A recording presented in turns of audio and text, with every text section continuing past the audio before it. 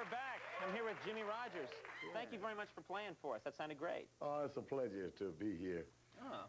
And you have such a warm audience. These guys are great. No, it's great. People love the blues. Now, people may not realize this, but you and Muddy Waters, you were the first ones to electrify the Chicago Blues. Chicago Blues, yes. Now, that means you were the first ones to plug in and take it. Did people respond to it right away? Did they like it? Well, at first we was playing, they called it acoustic. And then we went to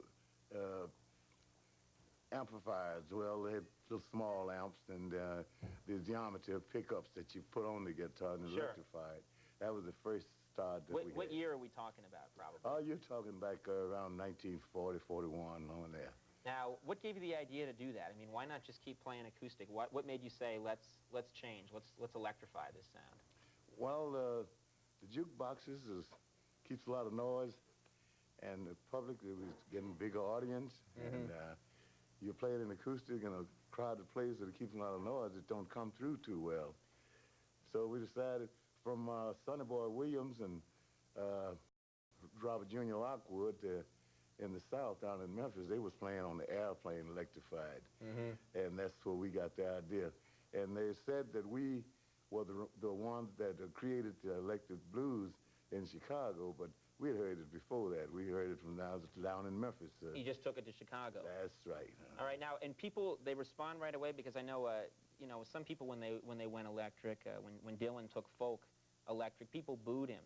Were some hardcore blues people were they not ready to accept that this can be electric? No, they just liked the sound that we were doing, and everybody appreciated it. We got more response when we put it on electrified. They said, "We can hear you now," you know. Now, who do you think are the most important blues musicians around today? Oh, it's quite a few. I meet some different places I runs upon blues musicians all over the place, guitar players in Chicago and other places. So now, my opinion, an old standard blues man as myself, and this guy was back before we started. His name was Robert Jr. Lockwood. He's a good guitar player. In fact, he was related to Robert Johnson. He was Robert Johnson's stepson. A lot of people say that Robert Johnson was really the real beginning genius of blues. Do you think that's true? Well, as far as I know, I heard him when I was quite young. He was a great blues man. I caught my ear. You never heard him live?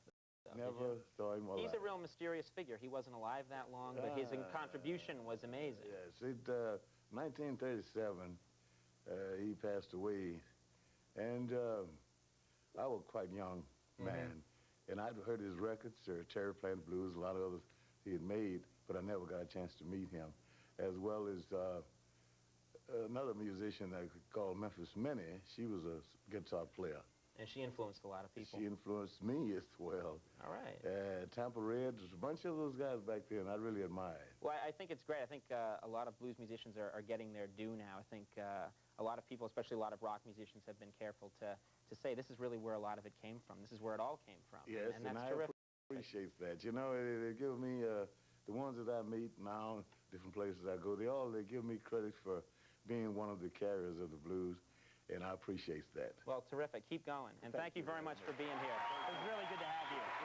We will be right back in just 1 second.